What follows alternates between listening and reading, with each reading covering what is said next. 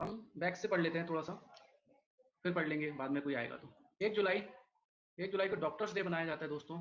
And 1 जुलाई को ही national postal worker day बनाते हैं। ये हम दोबारा इसलिए पढ़ रहे हैं ताकि उनको याद हो सके, क्योंकि डेज ऐसे आसानी से याद नहीं होते हैं। ठीक है, तो 1 जुलाई को नेशनल पोस्टल वर्कर डे बनाया जाता है, 1 जुलाई को कनाडा डे बनाया जाता है, 6 जुलाई को दोस्तों बनाया जाता है वर्ल्ड जोनोसिस डे, और 11 जुलाई को बनाया जाता है वर्ल्ड पॉपुलेशन डे, जो कि मोस्ट इंपॉर्टेंट है आपके एग्जामिनेशन के लिए। और 12 जुलाई को बनाया जाता है वर्ल्ड मलाला यूसुफ डे बनाया जाता है। दोस्तों डे की स्पेलिंग गलत हो गई है। और 15 जुलाई को वर्ल्ड यूथ स्किल डे बनाया जाता है दोस्तों। थीम इसकी है skill for a resilient youth. ठीक है, संयुक्त राष्ट्र, आफरीन अली आ चुकी है, thank you Afreen Adil, thank you so much. संयुक्त राष्ट्र ने 2014 के बाद से दिन को चिन्हित करने का निर्णय लिया था, और श्रीलंका ने G77 एंड चीन की सहायता से 2018 को दिसंबर में प्रस्ताव पारित कर तब से 15 जुलाई को युवा कौशल दिवस मनाया जाता है दोस्तों, वर्ल्ड यूथ स्किल डे बनाया जाता है, याद रखिएगा। एंड आलिया आ चुकी है, थैंक यू आलिया। एंड मैं एक बात बोलना चाहता हूँ, रेलवे का एग्जाम दिसंबर में है, सो प्लीज पढ़िए सीरियसली। ये नहीं सोचिए कोविड-19 का टाइम चल रहा है, वायरस का टाइम चल रहा है तो एग्जाम नहीं होंगे, एग्जाम हो सकते हैं। एंड जेल प्रहरी का भी अगर एग्जाम आ चुका है दोस्तों, तो आप सीरियसली पढ़ें। हम आगे बढ़ते हैं। ये मलाला यूसुफजई ने एक बुक लिखी थी दोस्तों, we are displaced my journey and stories from refugee girls around the world. जो रिफ्यूजी गर्ल्स हैं दुनिया में, जैसे इराक, ईरान, सीरिया वगैरह, यमन वगैरह में हो रहा है, लोग डिस्प्लेस हो रहे हैं, उसकी कंडीशंस के ऊपर ये मलाला यूसुफजई ने एक बुक लिखी थी। जुलाई 17 world day of international justice मनाया जाता है दोस्तों। और जुलाई 18 इंटरनेशनल नेल्सन मंडेला डे मनाया जाता है। नेल्सन मंडेला साउथ अफ्रीका के थे, इन्होंने बहुत लंबी लड़ाई ली और 18 साल तो जेल में रहे ये, इसलिए इनको बहुत ही इज्जत दी जाती है, वहाँ का फादर कहा जाता है इनको। एंड हमारा भारत रत्न भी हमने इनको दिया है। जुलाई 26 कारगिल विजय दिवस मनाया जाता है, जो कि बहुत इंपॉर्टेंट है हमारे लिए, गौरव का दिन है, हमने कारगिल विजय की थी। ये जम्मू कश्मीर में लोकेटेड है, लद्दाख और जम्मू कश्मीर के बीच का रेंज होता है कारगिल है। नेशनल पेरिस डे 28 जुलाई को दोस्तों हेपेटाइटिस डे मनाया जाता है, और 29 जुलाई को इंटरनेशनल टाइगर डे मनाया जाता है। इंटरनेशनल टाइगर डे से याद आया हमें, टाइगर स्टेट हम एमपी को कहते हैं, क्योंकि एमपी नंबर 1 पे साल लास्ट ईयर 2018 में कर्नाटक आगे हो गया था दोस्तों, याद रखिएगा। फेडरेशन इंटरनेशनल दी वॉलीबॉल की बात करेंगे, स्पोर्ट्स पे आ चुके हैं हम, स्पोर्ट डिस्कस करेंगे थोड़ा सा। FIVB का फुल फॉर्म है फेडरेशन इंटरनेशनल डी वॉलीबॉल। ठीक है, वॉलीबॉल खेल के लिए अंतरराष्ट्रीय शासी निकाय है दोस्तों, तथा खेल के लिए नियमन प्रकाशित मतलब नियम वगैरह बनाती है ये फेडरेशन इंटरनेशनल वॉलीबॉल जो संस्था है इनकी। और वॉलीबॉल एक जाल मतलब नेट से विभाजित होता है, बीच में नेट रहती है मैदान के, उसको क्रॉस करके हमें बॉल को नीचे गिराना पड़ता है जमीन पे, तब हमको पॉइंट मिलते हैं। तो 2 टीमें खेलती हैं दोस्तों इसमें। इसकी शुरुआत जो हुई थी अमेरिका में हुई थी 1895 में, 1895 में हुई थी इसकी शुरुआत। ये आप फोटो देख सकते हैं, मैं जूम का ऑप्शन यूज कर रहा हूँ, आज मैं थोड़ा सा ऑप्शन यूज करके देखूंगा। ये है, तो इस तरीके का होता है, ऐसे खेलते ये बंदा जो गिराने की कोशिश कर रहा है इधर इस बॉल को, और इन लोग बचाने की कोशिश कर रहे हैं, इसके बारे में और डीप हम पढ़ेंगे। ठीक है, आ जाते हैं वापस से। इसके जनक विलियम मार्गन थे। कौन थे इसके जनक? वॉलीबॉल के जनक थे विलियम मार्गन, याद रखिए, नाम पूछ सकते हैं। वॉलीबॉल के जनक मतलब जिसने वॉलीबॉल को बनाया था, स्टैब्लिश किया था, वो है विलियम मार्गन। सबसे बड़ी बात यह है कि ओलंपिक खेल में ये शामिल है, क्योंकि ओलंपिक खेल में हर खेल शामिल नहीं होता, जैसे क्रिकेट शामिल नहीं है, जैसे हॉकी तो है, हॉकी को हमने जीता था 6 बार, इसलिए ओलंपिक में 1964 में टोक्यो ओलंपिक में इसे शामिल किया गया था दोस्तों। वॉलीबॉल कब शामिल किया गया था ओलंपिक में? 1964 को। ये क्वेश्चन बन सकता है। इसका उद्देश्य वो ये जाल के ऊपर से गेंद को प्रतिद्वंदी के पाले में पहुंचाना, मतलब अपोजिट टीम के पाले में, अपोजिट टीम के साइड पे नीचे गिराना, जमीन से छुआना। प्रतिद्वंदी मतलब अपोजिट टीम ही प्रयास रोकने का करती है, जैसे कि मैंने आपको फोटो दिखाई थी। भारत में से 1951 में वॉलीबॉल बतौर एक गेम पहले 1951 में एशियन गेम्स की शुरुआत हुई थी दोस्तों। भारत में 1951 में बतौर वॉलीबॉल का एक गेम पहले 1951 में एशियन गेम्स में शुरू हुआ था दोस्तों, भारत में भी। इस खेल में मैदान को वॉलीबॉल कोर्ट भी कहता है, मतलब ये आता है क्वेश्चन की, जैसे टेनिस के कोर्ट को, टेनिस के मैदान को क्या कहते हैं? कोर्ट कहते हैं, जैसे ग्रास कोर्ट, हार्ड कोर्ट, वैसे वॉलीबॉल के मैदान को भी कोर्ट कहते हैं दोस्तों। मोस्टली जो छोटे मैदान होते हैं, जैसे छोटे टाइप के गेम होते हैं कम एरिया में, उसको कोर्ट ही कहते हैं। एक समझ ले रहा हूँ ताकि कभी याद ना रहे, तो आप ऐसे कर सकते हैं। वॉलीबॉल कोर्ट 18 मीटर लंबा होता है, मतलब लेंथ उसकी होती है 18 मीटर, एंड 19 मीटर उसकी होती है ब्रेथ, मतलब चौड़ाई 18/9 होती है, 18 × 9 होती है। कोर्ट के सभी लाइनें जो होती हैं सेंटीमीटर 5 सेंटीमीटर चौड़ी होती है। जो दोस्तों ऐसे पूरा बना होता है, इसके आजू बाजू लाइन बनी होती है, उनकी चौड़ाई की बात कर रहे हैं हम, चौड़ाई 5 सेंटीमीटर होती है। कोर्ट के चारों ओर की बाउंड्री की लाइन 5 सेंटीमीटर चौड़ी होती है, जैसा कि मैंने आपको कहा। कुछ लोग अभी आए हैं, प्रकाश भाई thank you so much, and Kashfi thank you so much आपका। आई होप आपने मिस कर दिया थोड़ा सा, मैंने जल्दी तो नहीं शुरू किया, टाइम पे थोड़ा लेट आए। अभी हमने वॉलीबॉल की बात की है, ये आप देख सकते हैं, थोड़ा स्क्रीनशॉट लेके आप पढ़ लेना। वॉलीबॉल क्या बोलते हैं इसकी? FIVB का फुल फॉर्म फेडरेशन इंटरनेशनल थी वॉलीबॉल, और इसका शुरुआत हुई थी अमेरिका में 1905 मतलब 1895 में। और वॉलीबॉल के जनक हैं विलियम मॉर्गन। और टोक्यो में ये ओलंपिक में शामिल हुआ था। सबसे बड़ी बात है ओलंपिक का गेम है ये 1964 का। और भारत में से 1951 में चालू किया गया था दोस्तों। इसकी लेंथ एंड ब्रेथ होती है 18 मीटर इंटू 9 मीटर, और जो उसके बाउंड्री पे पूरी बॉर्डर टाइप की रहती है लाइनों की, वो रहती है 5 सेंटीमीटर। ये क्वेश्चन अगर डीप पूछेगा तो आ सकता है दोस्तों। साथ ही इस बात को जहन में रखा जाता है कि, जहन मतलब माइंड में रखा जाता है कि 7 मीटर की ऊंचाई तक कोर्ट में किसी तरह की बाधा ना हो। 7 मीटर तक की ऊंचाई का नेट वगैरह भी लगाया जाता है, और ध्यान दिया जाता है कोई से टेंशन ना हो। कोर्ट को सेंट्रल लाइन द्वारा 2 भागों में बांटा जाता है दोस्तों। जैसे ये मैदान है, अब मैं इमेज डालना शुरू करूँ तो इसके बीच से ऐसी लाइन जाती है, बराबर भागों में बांटते हैं इसको। इससे कोर्ट के दोनों तरफ यानी दोनों पोलों का आकार जो हो जाता है 9 इंटू 9 मीटर हो जाता है। मतलब टोटल बोले तो 81। रुखसार जी आ चुकी है, थैंक यू सो मच। आगे बढ़ते हैं हम, थोड़ा सा मिस कर दिया आपने, कोई बात नहीं। थैंक यू सो मच आपका रुखसार जी एंड प्रकाश भाई। बास्केटबॉल के बारे में हम पढ़ेंगे। बास्केटबॉल एक टीम खेल है जिसमें 5 सक्रिय खिलाड़ी होते हैं दोस्तों। और दोनों टीम होती है, जो 2 टीमें होती है जो एक दूसरे के खिलाफ एक 10 फुट मतलब मीटर में कन्वर्ट करेंगे तो 3.048 होता है दोस्तों। तो 10 फुट ऊंचे घेरे गोल में और संगठित नियमों के तरह एक गेंद डालकर अंक अर्जित करने की कोशिश करते हैं। मतलब दोस्तों कुछ नहीं होता है, ग्राउंड होता है बास्केटबॉल, बीच में बास्केट लगी होती है, उस पे टीम के लोग मिलके, जो कि 5-5 सक्रिय खिलाड़ी, तो हर टीम में 5-5 खिलाड़ी होते हैं, वो आके डालने की कोशिश करते हैं। और इसकी जो आप देखेंगे एक दूसरे के खिलाफ 8 फुट ऊंचे घेरे वगैरह बने होते हैं, लंबाई में बास्केट लगा होता है, उसमें डालने की कोशिश करते हैं। यह एक तरह का गेंद डालकर अंक अर्जित करते हैं, मतलब अंक मिलते हैं उसको अर्जित करने के लिए। ठीक है, बास्केटबॉल विश्व के लोकप्रिय गेमों में से दोस्तों व्यापक रूप से देखा जाने वाला खेल है। इसके बारे में अब आगे पढ़ते हैं डिटेल में। ये देखिए दोस्तों, मैं जूम कर रहा हूँ, आप थोड़ा समझिएगा। ये इस तरह का होता है, खेला भी होगा आप लोगों ने कॉलेजों में, स्कूल में, सब में। ये जूम करके देखिए, इस तरीके का होता है, और लोग खेल रहे हैं, सब खिलाड़ी लगे हुए हैं एक बॉल के पीछे। तो समय के साथ साथ बास्केटबॉल ने विकास करते हुए शूटिंग, पासिंग, ये सब वर्ड जो मैं बोल रहा हूँ दोस्तों, ये वर्ड पूछते हैं, ये वर्ड, ये शब्द किस गेम से संबंधित है, तो बहुत ही ध्यान से इसको पढ़िएगा। शूटिंग, पासिंग, ड्रिबलिंग की आम तकनीकों के साथ साथ खिलाड़ियों की स्थिति और आक्रामक और रक्षात्मक संरचनाओं को भी शामिल किया गया है। आमतौर पर टीम के सबसे लंबे सदस्य सेंटर में होते हैं, और या 2 फॉरवर्ड पोजीशन होती है, एक सेंटर में होता है, 2 फॉरवर्ड पोजीशन में होते हैं दोस्तों। जबकि छोटे खिलाड़ी या वे जो गेंद को संभालने की सबसे दक्ष या तेज होते हैं, तो गार्ड पोजीशन पे उनको रखा जाता है। ये इंग्लिश में भी आप देख सकते हैं, मैंने इंग्लिश में कन्वर्ट इसलिए करता हूँ, इंग्लिश वालों को प्रॉब्लम ना हो। आज थोड़ा सा पीडीएफ में कहीं प्रॉब्लम हुई है। दिसंबर 1891 के आरंभ में शुरुआत में जेम्स नाइस्मिथ थे दोस्तों ने, जो कनाडा में जन्मे शारीरिक शिक्षा के प्रोफेसर, मतलब शारीरिक शिक्षा खेल से संबंधित होते हैं दोस्तों। International young men's Christian association training school, YMCA का फुल फॉर्म है। वर्तमान में स्प्रिंगफील्ड कॉलेज के शिक्षक थे। उन्होंने क्या किया था दोस्तों, दमदार इंडोर गेम खेल की तलाश में थे वो, कि इंडोर गेम ऐसा हो जिसमें ज्यादा से ज्यादा बच्चों से मेहनत कराई जा सके उनके शारीरिक विकास के लिए। तो वहां के एक जिम्नास्टिक, उन्होंने 10 फुट उन्हें ट्रैक पर एक टोकरी टोकरी मतलब बास्केट लटका दी। यहाँ से बुनियादी रूप से खेल की शुरुआत हुई, जिसमें यह समय समय पर कई बदलाव को देखने मिले। तो मतलब दोस्तों क्या हुआ है, जिम्नास्टिक थे, उन्होंने एक मैदान में एक टोकरी लटका दी, और यही हुआ होगा कि इस पे गेंद डाल ली। तो इस तरीके से गेम की शुरुआत हुई, 1891 में हुई। जेम्स नाइस्मिथ ने इसकी शुरुआत की थी दोस्तों। एंड दोस्तों रेलवे के और जेल प्रहरी के एग्जाम्स की हो सकते हैं, जेल प्रहरी के एग्जाम का आ गया, फॉर्म भर दीजिएगा। और रेलवे का एग्जाम जहाँ तक दिसंबर में हो सकता है। खेलों को 10 अंतरराष्ट्रीय और 12 10 अंतरराष्ट्रीय जो गेम होते हैं दोस्तों, ये अपने बास्केटबॉल के अंतरराष्ट्रीय में 10 मिनट होते हैं, और जो एनबीए होता है जो कि बहुत ही रिच गेम है, एनबीए में 12 मिनट के 4 कोर्स होते हैं दोस्तों।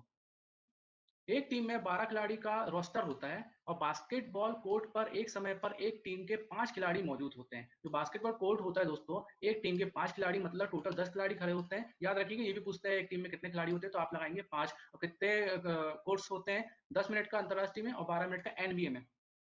बाल को शॉट द्वारा खिलाड़ियों के बीच पास करके, फेंक करके, टैप करके, लुढ़का कर और ट्रिबलिंग द्वारा, मतलब दौड़ते हुए बाल को उछालना, टोकरी की ओर बढ़ाया जाना। मतलब ये बात करें तो सर्विस की, तो सर्विस होती है, तो मैंने जहां तक खेला है तो उसमें ऊपर फेंकते हैं और 3 टिप का इंतजार करते हैं, उसके बाद उसको आगे लेके भागने की कोशिश होती है। गेंद को सीमा से बाहर माना जाता है, मतलब दोस्तों गेंद को सीमा से बाहर नहीं जाएगी, नहीं तो फॉल्ट हो जाएगा। यदि वह सीमा रेखा को छूती है या उससे पार जाती है या उस खिलाड़ी को स्पर्श करती है जो सीमा रेखा से बाहर है। इसके अलावा जिस खिलाड़ी के पास गेंद होती है वो बिना ट्रिबलिंग किए या फिर पास किए अगर गेंद को 2 कदम से जाकर लेकर जाता है तो उसे ट्रैवलिंग फाउल करार दिया जाता है। मतलब दोस्तों ना कि बाउंड्री से टच होना चाहिए कोई खिलाड़ी ना कि बाउंड्री के बाहर बॉल जानी चाहिए, अगर जाती है तो वो पॉइंट कराएगा और दूसरी टीम वाले को उसका मौका मिलेगा गेम को आगे बढ़ाने का, तो ये घाटा रहता है फाउल का। अब इसका आप बास्केटबॉल का तो देख लीजिए, मैं जूम करके दिखा रहा हूँ। कोर्ट ऐसा होता है बास्केटबॉल का, बहुत ही शानदार होता है, कई जगह वुड के होते हैं, कई जगह नॉर्मली होते हैं। तो हम आगे बढ़ते हैं। अंतर्राष्ट्रीय खेलों में एक निर्धारित बास्केटबॉल कोर्ट 28/15 मीटर दोस्तों, मतलब कि 28 × 15 मीटर की बात कर रहा है, उसका एरिया बता रहा है, होता है इंटरनेशनल लेवल पे। और जो एनबीए लेवल होता है दोस्तों, एनबीए लेवल बहुत ही अलग होता है, और एनबीए अपने आप में बहुत बड़ी संस्था है, ठीक है। तो 29 × 15 मीटर का उसका एरिया होता है। अधिकांश कोर्स लकड़ी के बने होते हैं, ये लकड़ी का बना हुआ दोस्तों, लेकिन आमतौर पर ये मैपल के भी होते हैं, क्योंकि महंगा, लकड़ी का बहुत महंगा पड़ता है दोस्तों, और मैपल का हर कोई अरेंज कर सकता है, कोई भी स्कूल कॉलेज। और जाली मतलब नेट, नेट के साथ एक स्टील की टोकरी कोर्ट के प्रत्येक छोर पर बैकबोर्ड पर लटका दी जाती है, और उसको हमको गेंद को ऐसे आके इन करना पड़ता है, यहाँ से ऐसे फेंकेंगे तो इन, तो उसके पॉइंट मिलते हैं, ठीक है। और दोस्तों जैसा कि हम राज्य पढ़ते हैं, तो हमने राज्य के बारे में आज पढ़ेंगे, हम गुजरात राज्य के बारे में पढ़ेंगे। आई होप आपको दिख रहा होगा, तो थोड़ी सी मैं डिटेल बता दूं। ये है अरब सागर, ये मैं थोड़ा सा अच्छी लगाई, ये अरब सागर के किनारे हैं दोस्तों, और ये पाकिस्तान की बॉर्डर लगती है दोस्तों, और सिर्फ एक देश की बॉर्डर लगती है पाकिस्तान की, उत्तर में राजस्थान और पाकिस्तान, ठीक है। और यहाँ देखिए मध्य प्रदेश है, राजस्थान, मध्य प्रदेश और महाराष्ट्र की लगती है। दादर नागर हवेली है दोस्तों, दादर नागर हवेली के नाम से एक मैं पूछने वाला हूँ कि दादर नागर हवेली में अभी जो जिला बना है, तो उसकी मतलब एक वो बन गया है, स्टेट बन गई है, तो इसकी जिला कौन सा है, ठीक है। ठीक है, गुजरात के महत्वपूर्ण तथ्य के बारे में पढ़ेंगे दोस्तों। गुजरात के राज्यपाल कौन, ओम प्रकाश कोहली हैं अभी। मुख्यमंत्री हैं विजय रूपानी दोस्तों, ये इनकी वेबसाइट है www.gujaratindia.com। ये पूछता नहीं है। स्थापना कब हुई थी गुजरात की, 1 मई 1960 को, और इसी दिन स्थापना हुई थी महाराष्ट्र की भी, क्योंकि दोस्तों ये पूरा एक एरिया था गुजरात महाराष्ट्र, वो ये लैंग्वेज के मैटर पे ये अलग हुए थे, और इसलिए इनकी स्थापना डेट एक ही है। क्षेत्रफल याद करने की जरूरत नहीं है, घनत्व जरूर याद कर लीजिए, हमेशा घनत्व पढ़ाते हैं। घनत्व 308 प्रति वर्ग किलोमीटर है दोस्तों। जनसंख्या 2011 के हिसाब से ये नहीं पड़ी है, जनसंख्या वगैरह इतना याद भी नहीं रहेगा। जिले 33 है इसमें, और राजधानी साबरमती, माही, ताप्ती और दमन गंगा नाम की सरस्वतियां बहती हैं, राजधानी का अलग हो गया, ठीक है। अहमदाबाद है जहाँ तक, गांधीनगर, अहमदाबाद। अच्छा आप बताइए दोस्तों, गुजरात की राजधानी कौन सी है, अहमदाबाद है या गांधीनगर है, ठीक है। नदियां कौन कौन सी, साबरमती, माही, नर्मदा नदी और ताप्ती और दमन गंगा सरस्वती वगैरह नदी बहती है। राष्ट्रीय उद्यान वगैरह है, गिर राष्ट्रीय उद्यान है गुजरात में, वाइल्ड एस अभ्यारण है दोस्तों, नाल अभ्यारण, पक्षी अभ्यारण है, कृष्ण मृग राष्ट्रीय उद्यान है दोस्तों, वेलावदार राष्ट्रीय उद्यान है, बसंदा राष्ट्रीय उद्यान है। अंग्रेज और भाषाएं इधर चलती हैं, गुजरात में चलती है अंग्रेजी, गुजराती, सिंधी, मराठी, कच्ची, उर्दू, हिंदी, सौराष्ट्र वगैरह चलती है दोस्तों। बहुत ही इंपॉर्टेंट राज्य है, क्योंकि यहाँ कोस्टल लाइन लगती है, और हमारा ज्यादातर माल गुजरात से आता है। नमक गुजरात में होता है, साबरमती आश्रम गुजरात में है, और बहुत बड़े बड़े नेता गुजरात ने हमको दिए हैं। पड़ोसी राज्य मध्य प्रदेश लगता है, महाराष्ट्र लगता है, राजस्थान लगता है दोस्तों, तो 3 राष्ट्र लगते हैं, और एक देश लगता है पाकिस्तान। दमन और दीव, दादर नागर हवेली भी गुजरात के ही एरिया में मानी जाती है, जो कि अरब सागर में है, ठीक है। Thank you so much Rohit Aryan, Gandhinagar. राजकीय पशु एशियन शेर है दोस्तों। राजकीय पक्षी गुजरात का है ग्रेटा फ्लेमिंग है। राजकीय वृक्ष है आम दोस्तों, और राजकीय फूल है मैरीगोल्ड। नेट राज्य घरेलू उत्पाद देश के बारे में पढ़ने की जरूरत नहीं है। साक्षरता जो है गुजरात की दोस्तों है 76.64, और 1000 पुरुषों में महिलाओं की संख्या है 918, हमारे यहाँ की ज्यादा है। विधानसभा निर्वाचन क्षेत्र दोस्तों 182 सीटें इधर, और संसदीय निर्वाचन क्षेत्र में 26 है। आई होप आपको याद हो रहा होगा। गुजरात के बारे में जानते हैं दोस्तों थोड़ा सा आराम से।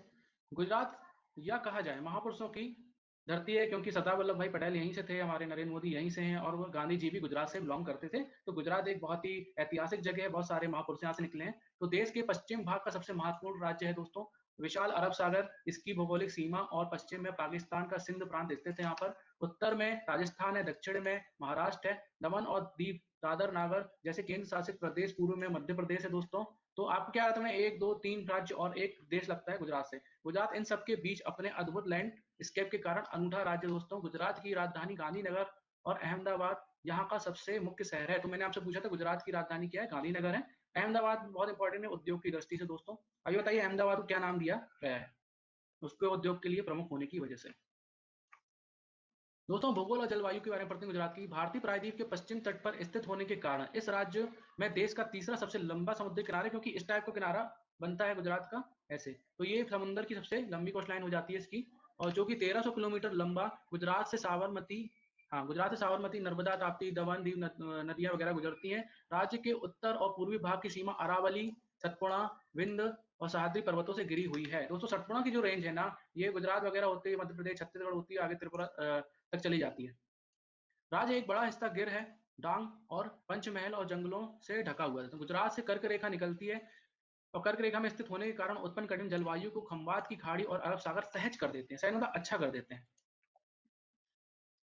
गुजरात के लोक नृत्य के बारे में पढ़ते हैं दोस्तों। गरबा तो कोई अंधा भी लगा देगा, गरबा अगर पता होगा। गरबा गुजरात का एक लोकप्रिय नृत्य है, लोक नृत्य है और भारत के सभी हिस्सों में प्रसिद्ध है। डांडिया गुजरात के सबसे लोकप्रिय नृत्यों में से एक है दोस्तों। डांडिया को नृत्य के रूप में, छड़ी नृत्य के रूप में भी जाना जाता है, क्योंकि डांडिया में दो लोग छड़ी लेके डांस करते हैं। और भवई नृत्य गुजरात का दोस्तों याद रखिएगा, भवई नृत्य आएगा तो शायद कंफ्यूज हो जाए, राजस्थान नहीं लगा देना इसमें, कई लोग लगा देते हैं। भवई नृत्य को भावनाओं का नृत्य भी कहते हैं, ये भी याद रखिएगा, हो सकता है टफ बने तो आ जाए। और गुजरात का एक विशिष्ट लोक नाटक है टिप्पणी, टिप्पानी बोलते हैं ऐसे, इसमें गलत है, टिप्पानी गुजरात का लोक नृत्य। दोस्तों ये थोड़ा डीप हो गया, लेकिन हम पढ़ लेते हैं मेन। लीली लोमड़ी रे और लीलू नागवर, ये इंपॉर्टेंट नहीं, गुजरात का है दोस्तों, इसमें से इंपॉर्टेंट बता देता हूँ आपको। रहने दीजिए, मत पढ़िए, बहुत डीप हो जाएगा आपके लिए, जरूरी नहीं है। चलिए अलग करते हैं। हम आते हैं दोस्तों करंट अफेयर की तरफ, क्योंकि कल मुझे किसी ने शिकायत की थी कि भाई करंट अफेयर आप पढ़ाते नहीं, लिखा है। तो गृह मंत्री अमित शाह ने शुरू किया वृक्षारोपण अभियान। इस वृक्षारोपण अभियान के तहत अमित शाह ने 6 इको पार्कों और पर्यटन स्थलों का शिलान्यास और उद्घाटन किया है दोस्तों, ठीक है, याद रखिएगा। हरिद्वार में आयोजित होगा कुंभ का मेला 2021 में दोस्तों, और ये डिले तो नहीं हो सकता, कुंभ का मेला काफी दिनों से पहले, सालों से पहले तय रहते हैं कहाँ क्या होना है। उत्तराखंड के मुख्यमंत्री ने बताया है कि हरिद्वार में कुंभ मेला वर्ष 2021 में अपने निर्धारित समय पर आयोजित किया जाएगा। हालांकि इस कार्यक्रम का स्वरूप और इसे कैसे आयोजित किया जाएगा उस समय की स्थितियों के अनुसार तय किया जाता है। उस समय की स्थितियों के अनुसार मतलब अभी तो कोविड-19 का समय चल रहा है, तो अगर यदि होगा, वैसे तो होगा ही क्योंकि कुंभ का मेला है, तो बहुत ही साधारण तरीके से होगा, बिना भीड़-भाड़ के तरीके से होगा। तो सबसे पहले सीबीडीटी का फुल फॉर्म दोस्तों या जान लीजिए, central board of direct tax, और सीबीआईटी का मतलब central board of indirect tax होता है, इनडायरेक्ट टैक्स एंड कस्टम। इसके बारे में पढ़ते हैं। सीबीडीटी और सीबीआईसी ने नियमित रूप से डाटा साझा करने हेतु समझौता ज्ञापन पर हस्ताक्षर किए, तो ठीक है, डायरेक्ट टैक्स और इनडायरेक्ट टैक्स की संस्थाओं ने डाटा साझा करने के लिए हस्ताक्षर किए हैं। कुछ दोस्तों ऐसा लोगो होता है, लोगो भी आ सकता है कभी। एक डाटा एक्सचेंज संचालन समूह भी गठित किया गया दोस्तों। यह समूह डाटा विनियमन की स्थिति की समीक्षा करेगा, साथ ही साथ डाटा साझाकरण तंत्र की प्रभावशीलता में सुधार करने के लिए आवश्यक कदम उठाए जाएंगे। और डाटा साझा करना भी जरूरी है, क्योंकि टैक्स लगाने में इन दिनों बहुत ही दिक्कत जा रही है, काफी लोग टैक्स पे नहीं कर पा रहे हैं कंडीशंस के कारण। आगे बढ़ते हैं। दो देशों के बीच सुगम आवाजाही के लिए भारत और भूटान ने खोला गया व्यापारिक मार्ग दोस्तों। याद रखिएगा, भूटान का इशू अभी चल रहा था, क्योंकि हमारा नेपाल में कहीं ना कहीं राजनीतिकरण हुआ है। चीन ने अपनी जो बोलते हैं विदेशी नीति के थ्रू वहाँ की गवर्नमेंट बना ली है और उसको काफी सपोर्ट मिला है। तो हमारा एक ही देश देखा जाए तो दोस्तों ये हमारा भारत है मान लीजिए, तो इसके इस तरफ है पाकिस्तान, ये नेपाल, फिर नेपाल के बाद है भूटान। तो ये दोनों तो चीन के सपोर्ट में है अभी। भूटान ही एक लौता बचा था जिसके लिए अब हमें इन्वेस्टमेंट करना होगा, उसको साथ रखने के लिए बहुत इंपॉर्टेंट उसकी जो भौगोलिक स्थिति है वो इंडिया के लिए है। दो देश हमारे अभी साथ में नहीं है। दो देशों के बीच सुगम आवाजाही के लिए भारत भूटान ने खोला गया रास्ता, क्योंकि व्यापारिक मार्ग है वो, नया भूमि मार्ग पसाखा, याद रखिए पसाखा इंडस्ट्रियल स्टेट के लिए माल और औद्योगिक कच्चे माल की सुगम बनाकर भारत और भूटान के बीच द्विपक्षीय व्यापार और वाणिज्य को बढ़ावा दिया जाएगा दोस्तों। जो कि भूटान को खुश करना है, अब साथ में रखना है, तो हम उसके लिए डैम्स बनाएंगे, उसमें इन्वेस्ट करेंगे और उसी के थ्रू जो बिजली बनेगी उसको परचेस भी करेंगे, ताकि भूटान हमसे खुश रहे और उसको जो डिफिशियंट होता है, जो हानि होती है व्यापारिक संबंध, व्यापारिक व्यापार मतलब विदेशी व्यापार के थ्रू इंडिया से, तो उसको कम करने की हम कोशिश कर रहे हैं। भारत को मिली बड़ी सफलता, निमोनिया की स्वदेशी वैक्सीन तैयार हो गई दोस्तों, डीजीसीआई के आंकड़ों के समीक्षा की और इसके बाद न्यूमोकोल, ये नाम याद रखिएगा दोस्तों उसका, न्यूमोकोकल, न्यूमोकोकल पालिसकाराइट काजू गेट टीके को बाजार में उतारने की अनुमति दे दी है दोस्तों। ये नाम याद रखिएगा, ये किसके लिए वैक्सीन आई है, पॉली न्यूमोकोकल पालिसकाराइट काजुगेट टीके, ये किसके लिए आई है, क्वेश्चन आ सकता है, तो निमोनिया के लिए, ठीक है, याद रखिए किसके थ्रू आई है, डीजीसीआई के लिए। इसका फुल फॉर्म हो सके तो आप मुझे सेंड करें। भारत और यूरोपीय संघ ने असैन्य परमाणु करार को अंतिम रूप दिया है दोस्तों, जाने विस्तार से हम जानते हैं इसके बारे में। यूरोपीय संघ भारत के लिए रणनीतिक रूप से एक महत्वपूर्ण क्षेत्र है दोस्तों। यूरोपीय संघ 2018 में भारत का सबसे बड़ा व्यापारिक साझेदार था। यूरोपीय संघ बहुत ज्यादा बड़ा व्यापारिक साझेदार था, लेकिन अब देखिए जाए अमेरिका कहीं ना कहीं इन्वेस्टमेंट भारत में बढ़ा रहा है दोस्तों। ये विदेशी नीतियां होती हैं, क्योंकि अमेरिका को चीन को कम करना है तो भारत का सपोर्ट करेगा और इसका भारत को भी फायदा मिलेगा कहीं ना कहीं। देश की पहली कोरोना वैक्सीन कोवैक्सीन का ह्यूमन ट्रायल शुरू, यहाँ यहाँ जाने सब कुछ मतलब दोस्तों, ह्यूमन ट्रायल शुरू हो चुका है देश की पहली वैक्सीन का, कोवैक्सीन का, इसकी 4 स्टेज होती हैं दोस्तों, फर्स्ट, सेकंड, थर्ड और फोर्थ। अभी स्टेजों में कम टाइम लग रहा है क्योंकि लोग खुद रिस्क ले रहे हैं। धीरे-धीरे वैक्सीन आ जाएगी 5-6 महीने के अंदर। तो भारतीय चिकित्सा अनुसंधान परिषद और भारत बायोटेक ने मिलकर कोरोना की वैक्सीन कोवैक्सीन तैयार कर ली दोस्तों, जिसका कोड नेम है, सबसे ज़रूरी होता है कोड नेम याद कर लीजिए, BBV152। इसका कोड नेम BBV152 नाम है और इसका वैक्सीन का नाम है कोवैक्सीन। किसके थ्रू बनी है? तो भारत चिकित्सा अनुसंधान परिषद के लिए और भारत बायोटेक ने मिलकर ये बनाई, याद रखिएगा। Indian council of medical research ने इसको बनाया है, इसके साथ मिलकर भारत बायोटेक है, भारत बायोटेक के साथ, ठीक है। इसका नाम है BBV152, ठीक है, इसका नाम याद रखिएगा आप। कोरोना की 140 वैक्सीन पर काम जारी हो गया दोस्तों, ये बहुत ही अच्छी बात है, जल्दी से जल्दी आए ताकि पूरी दुनिया नॉर्मल हो सके। ब्रिटेन के ऑक्सफोर्ड विश्वविद्यालय और अमेरिकी कंपनी मोडेरना की वैक्सीन को दौड़ में सबसे आगे माना जा रहा है दोस्तों। दोनों ही वैक्सीन ह्यूमन ट्रायल के तीसरे चरण पे पहुंच गई है दोस्तों। तीसरा चरण मतलब दोस्तों, पहला चरण होता है कि वो बनती है, फिर जानवर वगैरह में दी आती है, फर्स्ट स्टेज उसकी हो गई। सेकेंड स्टेज में क्या करते हैं, फिर उसका रिएक्शन देखते हैं और दूसरे इंसानों को दिए जाते हैं, जो कि वॉलंटियर होते हैं, कभी भी वॉलंटियर खुद से आते हैं, ठीक है। तो उन वॉलंटियर को दिया जाता है कुछ कम, जैसे अभी दिया गया बूढ़े बच्चों सबको मिला के, उनमें देखा जाएगा, फिर 600, फिर 6000, फिर उसको बड़े एरिया में लाया जाएगा दोस्तों। रक्षा मंत्री राजनाथ सिंह ने जम्मू कश्मीर में 6 पुलों का किया गया उद्घाटन दोस्तों। तो राष्ट्रीय मंत्री राजनाथ सिंह ने कहा कि मुझे यह कहते हुए गर्व महसूस हो रहा है कि इन पुलों का निर्माण दुश्मनों द्वारा निरंतर सीमा पर गोलीबारी के बावजूद बनाया गया दोस्तों। जैसे कि आपको पता है कि अभी हमारे 20 सैनिक जो है दोस्तों, गलवान वैली पे, जो कि 1 2 3 4 5 6 7 8 फिंगर्स होती हैं, उन फिंगरों को बचाने के लिए शहीद हो गए। और दोस्तों हमारे हाथ से 4 फिंगर चली गई थी, अब हम सिर्फ 1 2 3 4 5 मतलब 4th फिंगर तक हम जाके गश्त कर सकते हैं। एंड अभी चीन और भारत के बीच में बातें चल रही हैं, लेकिन देखते हैं होता क्या है। हमारे देश के जवानों के लिए श्रद्धांजलि मैं देता हूँ और बहुत ही नमन उनको, उनका ख्याल रखें, उनकी फैमिलीज का ख्याल रखें। ये 6 पुल लगभग दोस्तों 43 करोड़ रुपए की लागत में बनाए जाएंगे और रक्षा मंत्री राजनाथ सिंह ने 6 प्रमुख पुलों को राष्ट्र को समर्पित किया। ये पुल सामरिक महत्व के हैं। सामरिक महत्व मीन्स की दोस्तों, एक तो पुल बनाई जा रही है और वहां पर रोड भी बन रही है, ताकि इन केस चीन से हमारा युद्ध हो जाए तो दोस्तों हम जल्दी से अपनी आर्मी को वहां पहुंचा सकें, असला बारूद वहां पहुंचा सकें। इसके लिए तैयारी भारत भी जम के कर रहा है और भारत और अफगानिस्तान ने शैक्षिक बुनियादी ढांचे के विकास हेतु 5 समझौते ज्ञापन पर हस्ताक्षर किए दोस्तों। अफगानिस्तान के बारे में दोस्तों देखा जाए तो अफगानिस्तान में सरकार है, ये पूरा देश है, तो ये बीच में इतनी सी सरकार है बस। तो भारत इसको सपोर्ट इसलिए करता है कि ये सरकार बनी रहना चाहिए, हमारे लिए बहुत जरूरी है। नहीं तो ये भी चली जाएगी तो टेररिज्म फिर इस और आएगा। और अफगानिस्तान में अमेरिका ने अभी अपने धीरे धीरे सैनिकों को वापस कर लिया है, वहां के लड़ाकू, वहां के लोगों की वजह से। अंग्रेजी हुक्मरानों की बढ़ती जातियों का विरोध करने के लिए राष्ट्रपति, दोस्तों ये कहां से आ गए हम अब दोस्तों, कल हमने छोड़ा था असहयोग आंदोलन पे, तो असहयोग आंदोलन से ही हम शुरू करेंगे। कुछ जरूरी जानना चौरा चौरी कांड और उसके बारे में बढ़ने के लिए, तो बीच में टाइम खत्म हो गया था, आज बहुत टाइम है। तो अंग्रेजी हुक्मरानों की बढ़ती जातियों का विरोध करने के लिए राष्ट्रपति महात्मा गांधी ने 1 अगस्त 1920 को असहयोग आंदोलन की शुरुआत की थी। ये डेट बहुत ज्यादा जरूरी है दोस्तों, 1 अगस्त 1920। और ये दोस्तों क्यों हुआ था, कंडीशन एक बार मैं थोड़ा सा रिकैप में ले जाऊं ताकि आप कनेक्ट कर सकें। दोस्तों रोलेक्ट एक्ट बना था 1993 में, नहीं 1909 में। तो रोलेक्ट एक्ट बना था दोस्तों, डेट में थोड़ा कंफ्यूज हो रहा हूँ। रोलेक्ट एक्ट बना था, उसके विरोध में जलियांवाला कांड हुआ था दोस्तों। जलियांवाला कांड में काफी लोग मारे गए थे, उस वजह से गांधी जी ने इसका विरोध करने की ठान ली की। उससे पहले गांधी जी सॉफ्ट कॉर्नर रखते थे अंग्रेजों के लिए, उसके बाद जब वो हुआ तो उसमें नाइटहुड की उपाधि वगैरह कई लोगों ने दे दी, रविन्द्रनाथ टैगोर ने अपनी उपाधि दे दी और कैसर हिंद की उपाधि महात्मा गांधी ने लौटा दी और कह दिया कि अब हम उसको उखाड़ के रहेंगे, अंग्रेजों का बहुत हो गया। Virendra Singh join, thank you Virendra Singh. तो हम आगे बढ़ते हैं दोस्तों। 1 अगस्त 1920 की डेट बहुत ज्यादा जरूरी है एंड मैं कुछ क्वेश्चन पूछूंगा आज आपसे जो मैंने कल पढ़ाए हैं। क्वेश्चन ये है कि सामर झील कहाँ पर है और सामर झील क्यों इंपॉर्टेंट है, और सबसे बड़ी झील कौन सी है और सबसे बड़ी आंतरिक झील खारे पानी की कौन सी है, ये आप मुझे बताइए, ठीक है। जब तक आप आंसर दीजिए आगे बढ़ते हैं। तो 1 अगस्त 1920 को असहयोग आंदोलन की शुरुआत हुई। आंदोलन के दौरान स्टूडेंट्स ने सरकारी स्कूलों और कॉलेजों में जाना छोड़ दिया था, वकीलों ने अदालत में जाने से इनकार कर दिया था दोस्तों।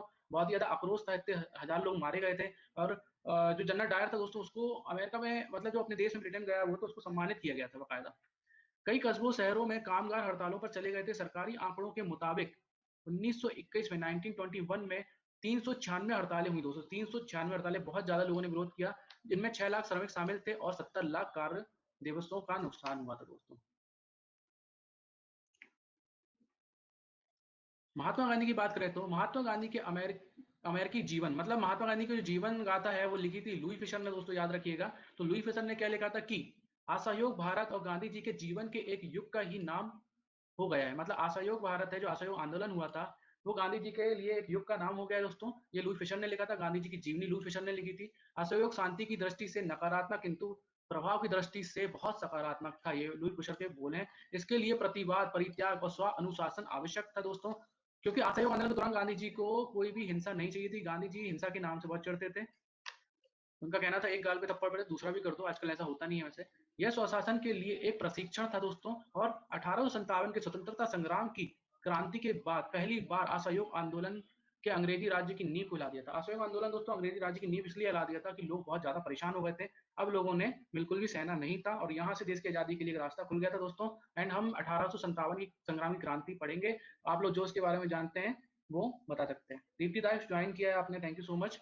सो लगभग सेशन खत्म ही होने वाला है, आज जल्दी कर दूंगा मैं खत्म। चोरा चोरी कांड की तरफ बढ़ते हैं दोस्तों, और थोड़ा सा कोरोना वायरस के बारे में जानकारी पढ़ेंगे हम आज। तो फरवरी 1922 में किसानों ने एक समूह ने संयुक्त प्रांत में गोरखपुर जिले में चोरी चौरा में एक पुलिस स्टेशन पर दोस्तों आग लगा दी थी आक्रामक होकर। इस अग्निकांड में कई पुलिस वालों की जान चली गई थी, और जिससे कि एक थानेदार और 21 सिपाही की मौत हो गई थी। हिंसा की कार्रवाई से गांधी जी बहुत आहत हुए दोस्तों, और उन्होंने आंदोलन वापस ले लिया।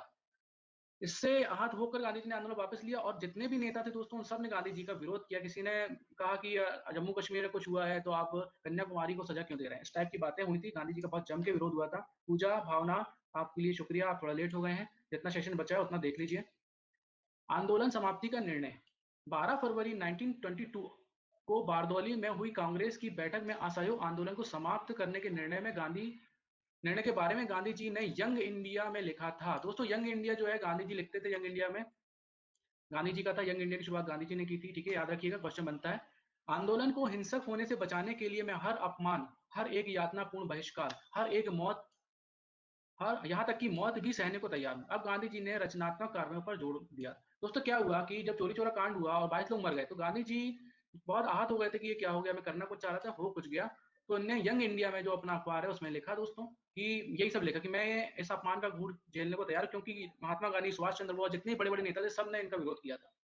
प्रिंस ऑफ वेल्स का बहिष्कार दोस्तों, अप्रैल 1921 प्रिंस ऑफ वेल्स के भारत आगमन पर, प्रिंस ऑफ वेल्स आ रहे थे भारत, उनके आगमन पर उनका सर्वत्र काला झंडा दिखाकर स्वागत किया गया दोस्तों। गांधी जी ने अली बंधुओं की रिहाई न किए जाने के कारण प्रिंस ऑफ वेल्स के भारत आगमन का बहिष्कार किया था दोस्तों। और असहयोग आंदोलन और खिलाफत आंदोलन मर्ज हुआ था दोस्तों। ये मर्ज गांधी जी ने एक सद्भावना के काम के लिए किया था कि मुसलमानों हिंदुओं में एकता बहुत बढ़े, वो बढ़िया सोच थी उनकी। आज भी देश को ऐसे ही चलना चाहिए। प्रिंस ऑफ वेल्स का बहिष्कार ये हम पढ़ चुके हैं दोस्तों, ये इंग्लिश में है, इंग्लिश वाले इसको स्क्रीनशॉट लेके पढ़ सकते हैं सेपरेट करके। नेताओं के विचार पढ़ेंगे अब हम। मैंने जैसे कि बोला था, मोतीलाल नेहरू ने कहा कि यदि कन्याकुमारी के एक गांव में अहिंसा का पालन नहीं किया गया तो इसकी सजा हिमालय के एक गांव को क्यों मिलनी चाहिए। बहुत ही ज्यादा क्रोध था, बहुत सारे लोगों ने इसका विरोध किया, लेकिन मोतीलाल नेहरू मैन थे इसलिए। मोतीलाल नेहरू कौन? मोतीलाल नेहरू जवाहरलाल नेहरू के पिता। सुभाष चंद्र बोस ने कहा दोस्तों, ठीक इस समय जबकि जनता का उत्साह चरमोत्कर्ष पर था, मतलब हाई लेवल पर था, वापस लौटने का आदेश देना राष्ट्रीय दुर्भाग्य है दोस्तों। ये मतलब बहुत ही बड़ा ज्यादा आंदोलन था दोस्तों। इस आंदोलन से ये था कि हर कोई आहत हो गया था, और हर कोई सड़क पे आ गया था, अपनी जॉब तक छोड़ के लोग आ गए थे उस टाइम पे। तो ये आंदोलन समाप्त करना बहुत ही बड़ा फैसला था। 13 मार्च मतलब 13 मार्च 1922 को गांधी जी को गिरफ्तार कर लिया गया था दोस्तों, तथा न्यायाधीश ब्रूमफील्ड, नाम याद रखिए, न्यायाधीश ब्रूमफील्ड ने गांधी जी को असंतोष फैलाने, असंतोष भड़काने पर अपराध के लिए 6 वर्ष की सजा सुना दी थी दोस्तों। स्वास्थ्य संबंधी कारणों से उन्हें 5 फरवरी 1924 को रिहा कर दिया गया दोस्तों। गांधी जी को सजा भी मिली थी। असहयोग आंदोलन जो हिंसा भड़की थी और उनके पुलिस वालों को मार दिया गया था, तो उसके लिए हिंसा भी हो गई थी। एंड दोस्तों हम आगे चल के ये पढ़ेंगे, 13 मार्च 1922 को गांधी जी को गिरफ्तार कर लिया गया। किसने किया? ब्रूमफील्ड ने किया। 6 वर्ष की सजा हुई, 5 फरवरी 1924 को रिहा कर दिया स्वास्थ्य संबंधी मामलों के लिए। आज जल्दी खत्म हो जाएगा सेशन दोस्तों। कोविड 19 के बारे में थोड़ा सा पढ़ लें, इसके बारे में मैं इसको पढ़ाऊंगा कि कहाँ किसने क्या इन्वेंशन की इससे बचाने के लिए, लोगों की सहायता करने के लिए, डॉक्टर्स के लिए, इंजीनियर्स ने बहुत मेहनत की, आईआईटी ने मेहनत की। तो मैं इसके बारे में डालूंगा, तो इसकी एक झलक आप देख सकते हैं आज। फिर कल के सेशन में हम कंटिन्यू करेंगे, पूरा क्वेश्चन सहित एक एक चीज लेके चलेंगे। तो सीओ का फॉर्म जो कोरोना होता है, वीआई का मतलब होता है वायरस, डी का मतलब डिसीज, 19 जब प्रकोप पहली बार पहचाना गया था दोस्तों, तो 31 दिसंबर 2019 को इसका नाम कोविड 19 रखा गया था दोस्तों। ये 2003 में भी एक बार हो चुका था। ये सार्स ग्रुप का एक वायरस है। सार्स ग्रुप के जो लक्षण होते हैं वो इसके भी लक्षण थे, थोड़ा सा इसके लक्षण आरएनए में चेंजेस होते जाते हैं। तो 19 कोविड इसलिए रखा गया था दोस्तों नाम, की सार्स अगर रखते हैं तो 2003 की जो त्रासदी हुई थी, जो लोग मरे थे, उससे कहीं लोग डर ना जाए, इसलिए कोविड 19 का नाम रखा गया था। कोरोना वायरस का नाम किसने गढ़ा था? इसमें इंग्लिश नहीं है, सॉरी, आप मैं कन्वर्ट करूंगा बाद में जब मैं इसको दोबारा से पढ़ाऊंगा। कोरोना वायरस का नाम किसने गढ़ा था, मतलब किसने नाम दिया कोरोना वायरस? जब अल्मेडा और डेविड टायरल का नाम याद रखिएगा। जिसने मनाया, जिसने कोरोना वायरस के पता किया कि ये कोरोना वायरस है, मानव कोरोना वायरस का पहला अध्ययन किया था दोस्तों इन्होंने। डेविड अल्मेडा और डेविड टायरल, अल्मेडा और टायरल, इन्होंने पहचाना था कि सार्स ग्रुप का है ये। कोरोना वायरस का पता किस वर्ष लगाया गया था दोस्तों? अब ये देखिए, आप कोरोना वायरस से नाम से नहीं जाइए, क्योंकि कोरोना वायरस सार्स ग्रुप का है, तो सार्स ग्रुप की बात यहाँ हो रही है। तो जब टायरल और बीनो ने पाया कि वे B814 इसका वैज्ञानिक नाम है, एक वायरस को प्रेरित कर सकते हैं, तो यह एक सामान्य सर्दी के साथ एक वयस्क के श्वसन पथ से प्राप्त मानव भ्रूण से ट्रेचियल अंग में पाया गया दोस्तों। तो ये जो वायरस है सार्स ग्रुप का है दोस्तों, इसका नाम कोविड-19 रखा गया ताकि लोग डरे ना, और इसको इसी टाइप के वायरस को इसके लक्षण के थ्रू इसको सार्स ग्रुप में माना गया था। ठीक है, जीरो पेशेंट क्या होता है दोस्तों? जो भी लाइव है वो मुझे बताएं, जीरो पेशेंट क्या होता है? पेशेंट जीरो या इंडेक्स केस का अर्थ होता है दोस्तों किसी भी वायरस या बैक्टीरिया की बीमारी से संक्रमित होने वाला पहला व्यक्ति।